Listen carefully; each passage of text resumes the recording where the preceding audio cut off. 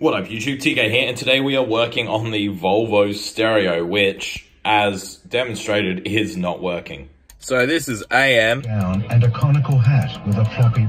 Nice, then we go to FM. It's basically making this horrible crunchy noise when it's on the FM radio.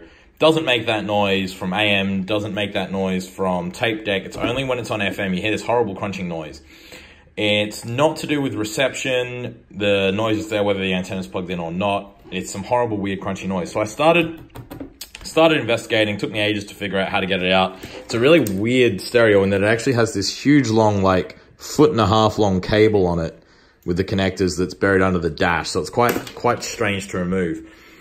Regardless, I got it out and I started looking. And so at first I noticed like there's a little bit of corrosion here. I've scraped it off now, but you can see there where I've scraped.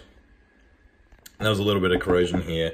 And then I started to notice there's these deposits on the board, these like gummy deposits. And I don't know about this here, but I came over here. And you see the antenna? You can see quite visibly there's flux there. Now, obviously there's not flux on the vast majority of the board. You can see all the soldering's pretty clean, as you'd expect from a factory soldered board. But here, the antenna, there's flux. And then you look here, the case, there's flux. And I'm thinking, now there's a small chance that the factory just didn't care. But I don't know if that's true. So I'm thinking maybe this has been repaired before. And a further reason why I think that might be is you can see here, here's the connector for the EQ, and here's the connector for the amp. You can see that's gotten hot, and that's melted. So that's not good, despite the fact that the amp works perfectly.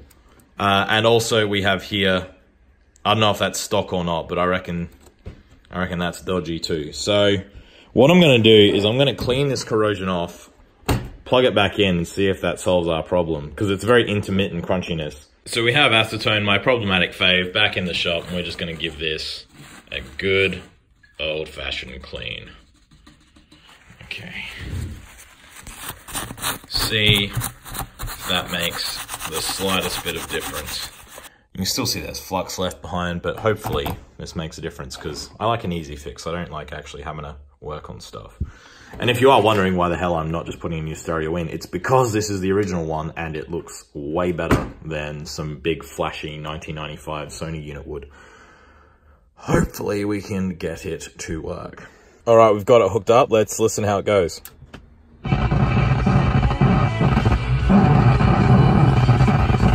So that didn't work, so we're gonna go ahead and have a look at the other side of the board, which means taking out the entire guts of the cassette deck.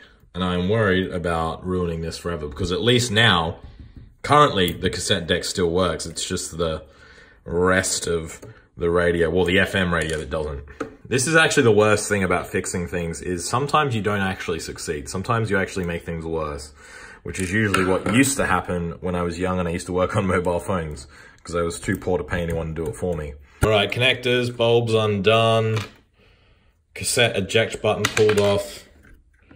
Can we, oh yeah, there we go. Very gently make sure it's not still connected to anything. Wonderful. That actually wasn't so bad. Okay, so with it all taken apart, we get a better idea of what everything does. This is obviously the mechanics and some of the electronics of the tape deck.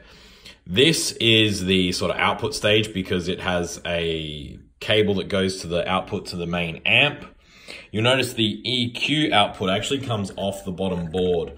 So basically signals from cassette or from the AM or FM radio go to the EQ and then back here before going to the amp. So that's interesting.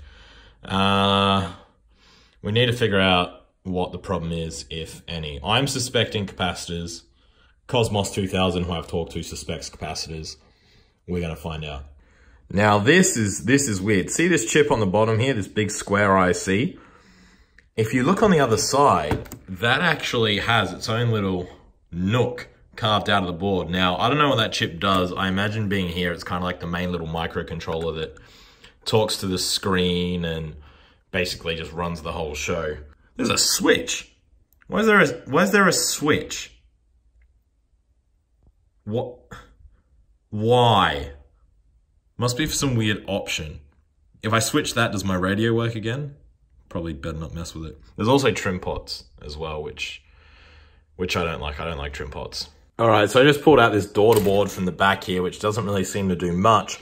Then I started doing a little research. Now, it turns out this here, this Motorola chip, the MC13020P, that's the AM stereo decoder, so that's AM. This here, the LA1140, that's an FM chip for car radios. So in and around there is where we ought to be looking for our problem. These here also bother me. I have no idea what they are. That says FM 101, so okay, we should be looking at that too. I don't know what they do, and I don't know why they're in shielding like that. I wonder if these are radio amplifiers for weak signals. I'm not even sure if that makes any sense for a car radio. Guess we'll find out. But regardless, we now know roughly where we should be looking for problems around our little mate here. I also want to know what this does. Okay, so it's actually more complicated than that.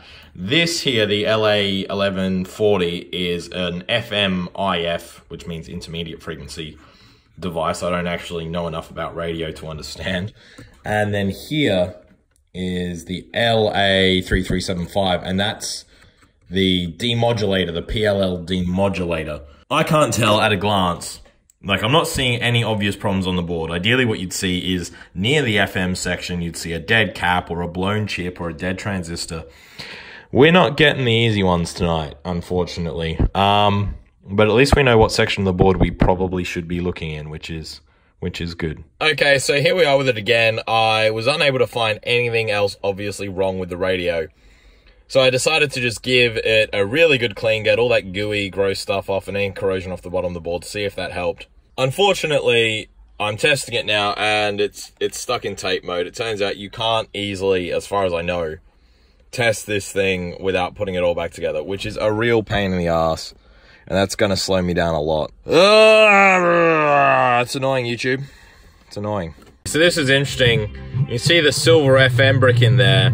I've got my finger underneath, and you can see it sounds kind of bad, but kind of clean.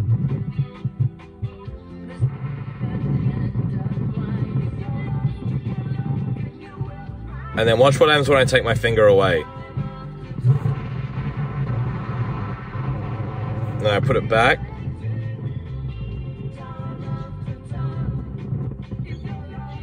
I'm wondering if there's something going on around here with that cap or with that transistor. In our latest testing, we basically found out that yes, this is the FM block, partly because it actually says so on the board. We also found that by touching underneath here, underneath these contacts, we sort of vary the way it all behaves, the noise problems we're having with the FM receiver. So I'm going to start by removing that electrolytic cap and replacing that, seeing if that fixes anything. Then I'm going to move to the transistor if that doesn't work. All right, we managed to yank the little tacker out. It is a 35 volt, 4.7 microfarad electrolytic capacitor. We're going to replace that. I've probably got one lying around. The only thing is I've forgotten what the orientation is, but thankfully I have a video to check. So we'll go ahead, solder that in, test her out. So as a replacement, I've got this 4.7 microfarad capacitor here. That's the same value. It's a 63 volt one. Now people often ask a lot of questions on this channel, you know, can I put in these batteries instead of those or X, Y, and Z? With capacitors, generally putting in one of the same capacity and a higher voltage rating is fine. Because that's just the voltage the capacitor can withstand. So in that term, it's usually okay. However, you might find that if it's got a higher voltage rating, it might be a different package size and thus it won't fit physically in the part. Or there can be other issues, but by and large, if you've got the capacity the same with a higher voltage rating, and it is a good cap, then you should be fine to replace it. So I'm going to slot that in. All right, this is dumb, but I replaced that cap.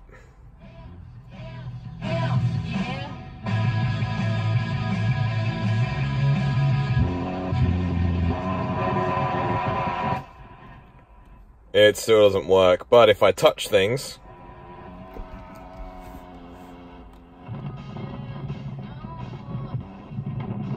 they get better. Someone that actually knows about radios and proper troubleshooting would have a better idea than me. I'm not really troubleshooting this, I'm just replacing parts near where things happen. Alright, so it's 9:30 PM at night, the car runs out of rego in 11 days. I need to get this fixed. I've been looking at it, I've been like fiddling around, touching it. Obviously replacing that cap didn't work, but I just started probing around with my finger around this spot on the back of the board. Around that spot, I shorted a couple pins with a screwdriver, and now... Okay, it was working up until about 2 seconds ago. Hang on. Let's tune it back in. Now it just works. It just works without issue. So I'm gonna leave it disassembled and just test it again tomorrow, but it's working really well. Sometimes you short some pins, you get lucky. Normally it doesn't work that way.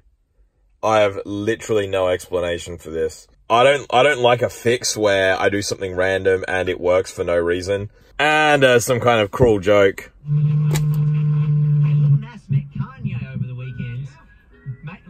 I moved the radio like 5 centimeters and it started fucking up again. Okay, so we're back on the bench. Things look a little different. Fundamentally, what we found out is with the radio in the car, when we touched certain areas of the circuit board, the problem with the FM radio went away. Now, there are a lot of people out there who have a lot of skill and a lot of talent at electronics and all the right equipment, and they would get an oscilloscope, probe some signals, figure out what the real problem is, replace the damaged components, and go about their day. I don't have all of those skills. I have some, but not all of them. I don't have a lot of equipment. Fundamentally as well, I don't have a lot of time.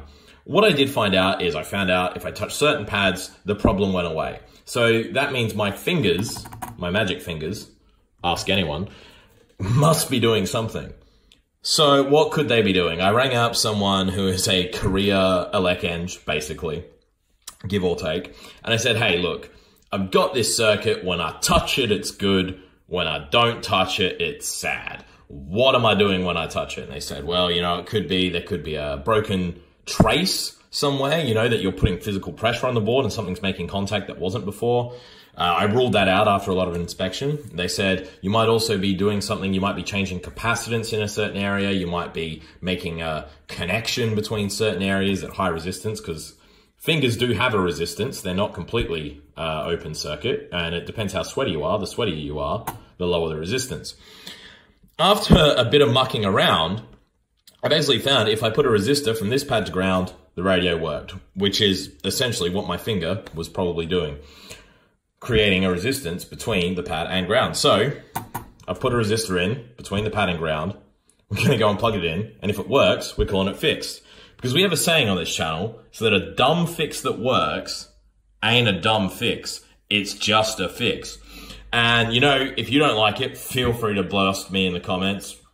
I'm a grown-up, I'll live. But if this works, I'm going to be cheering and having a beer. So, let's plug it in and find out. I'm really excited. Here we are in the car. I've lost more screws. It's pouring with rain. I've been working on this on and off for quite a while now. Let's find out if it works.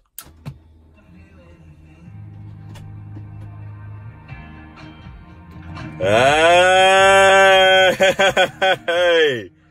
That is awesome. All right, so I'm going to sit here with it for a while and actually make sure the problem doesn't come back. I'm also going to make sure that resistor doesn't overheat and melt everything. But fundamentally, with a bit of dumb luck and just a teensy bit of smarts, we fixed the radio. I can't believe that's worked. That's brilliant. Keep an eye out for some cool stuff coming up soon. And even cool stuff than that. Till next time, TK out.